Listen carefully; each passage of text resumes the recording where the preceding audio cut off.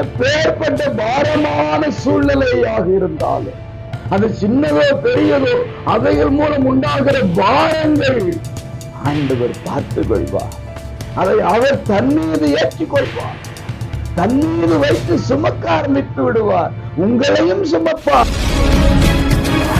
கிறிஸ்துவினால் இணைக்கப்பட்ட அன்பு உறவுகளே, உங்களை மனதார வாழ்த்துகிறேன். கர்த்தர் இயேசு உங்களோடு இணைந்து இருப்பாராக. பிரசங்கி 12:5 வெட்டுக்கிளியும் பாரமாகி. வெட்டுக்கிளி எப்படிங்க பாரமாக மாறும், கனமாக மாறும்?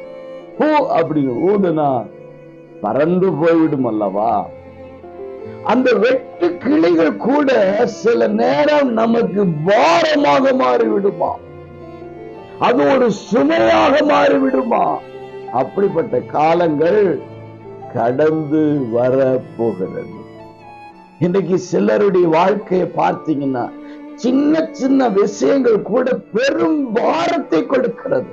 எப்பேற்பட்ட பாரமான சூழ்நிலையாக இருந்தாலும், அது சின்னதோ பெரியதோ, அவைகள் மூலம் உண்டாகிற பாரங்கள் ஆண்டவர் பார்த்துக் கொள்வார்.